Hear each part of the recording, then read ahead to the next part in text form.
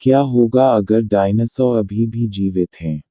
130 million से अधिक वर्षों तक इस ग्रह पर डायनासोर स्थलीय जीवन पर हावी रहे। यदि यह एक तरह से क्षुद्रग्रह के लिए नहीं था तो टायरानोसोरस रेक्स का शासन और इसका इल्क कम से कम दूसरे 66 मीटर तक चल सकता था। वास्तव में आइए एक क्षण के लिए मान लें कि क्रेटेशियस अवधि को समाप्त करने वाला ब्रह्मांडीय बोल्ट पृथ्वी से पूरी तरह से चूक गया और डायनासोर को वर्तमान में जीवित रहने की अनुमति दी। अब जीवन कैसा होगा? एक दिनो पागल एक बेहतर परिदृश्य के लिए पूछने में सक्षम नहीं होगा। कई युवा जीवाश्म प्रशंसकों की तरह, मैंने स्कूल में अपात्रोसोरस की सवारी करने या पिछवाड़े में ट्रिकेरोटॉप्स मित्र होने, किराने के बिल और सार्वजनिक संपत्ति को नष्ट करने के बारे में सोचा था। लेकिन मुझे अब अपने अंदर के बच्चे के लिए खेद है कि इस तरह का परिदृश्य दो बहुत महत्वपूर्ण कारणों से कभी संभव नहीं होगा। जीवन विकसित होता है। यह कभी भी ग्रह पर उत्पन्न हुई पहली बहुत जीवित चीज है, और यह अभी भी जारी है। डायनासोर इसके अपवाद नहीं थे।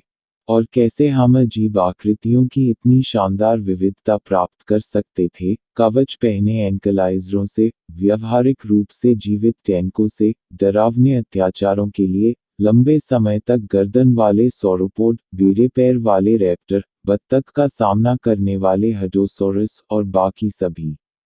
फांसी के 66 साल के रहने को देखते हुए, डायनासोर का विकास जारी रहा होगा। क्रेटेशियस के अंत में पनपने वाली प्रजाति, ट्रिकेराटोप्स और उसके पड़ोसियों को लगता है, उनके वंशज रह गए होते जो समय के साथ बदलते रहे। इसलिए यदि डायनासोर उस समय तक जीवित रहे जब हम 20-17 के रूप में जानते हैं, तो वे जीवाश्म रिकॉर्ड से जो कुछ भी जानते हैं, उससे पूरी तरह से अलग होंगे। मेसोज़ोइक युग के दौरान डायनासोर के नए समूह भी मौजूद नहीं हो सकते हैं। वर्तमान पृथ्वी पुराने पसंदीदा का एक शौक नहीं होगी, लेकिन अज्ञात डायनासोरों का एक बिल्कुल अलग मिश्रण होगा। सबसे दुख की बात यह है कि हम इसे देखने के लिए आसपास नहीं होंगे। हमारे जीवाश्म पूर्वजों और रिश्तेदारों को स्पष्ट करते हैं। भले ही स्तनधारियों को डायनासोर की छाया में पनपाया गया, बीवर के समान रूपों में विकसित उड़ने वाली गिलहरी, एडवार्ड्स और अधिक, उन्होंने छोटे आकार में ऐसा किया।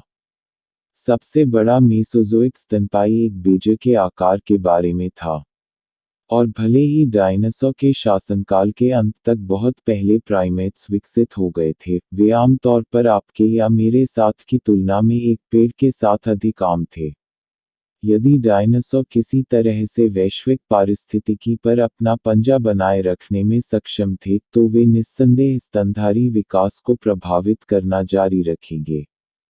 हमारे पूर्वजों की विकासवादी कहानी परिवर्तन द्वारा अपरिवर्तनीय रूप से बदल दी गई होगी, और यह लगभग निश्चित है कि मानवता कभी भी अस्तित्व में नहीं आएगी। हम बस नए डायनासोर को देखने के लिए आसपास नहीं होंगे। लेकिन यह सब अटकलें हैं। तथ्य यह है कि हम पहले से ही जानते हैं कि अगर डायनासोर अभी भी जीवित होते तो क्या जीवन होता। पक्षी जीवित डायनासोर हैं। वे जुरासिक में उत्पन्न हुए और अपने गैर एवियन रिश्तेदारों के साथ फले फूले। एकमात्र कारण हम पक्षियों को अलग मानते हैं क्योंकि वे डायनासोर हैं जो जीवित थे।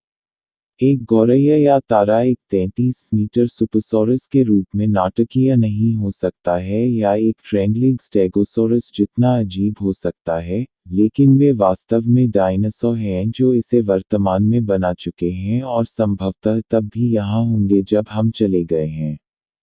अभी के लिए, हमारे पास दोनों दुनिया के सर्वश्रेष्ठ हैं। हम यहाँ हैं, और इसी तरह डायनासोर हैं।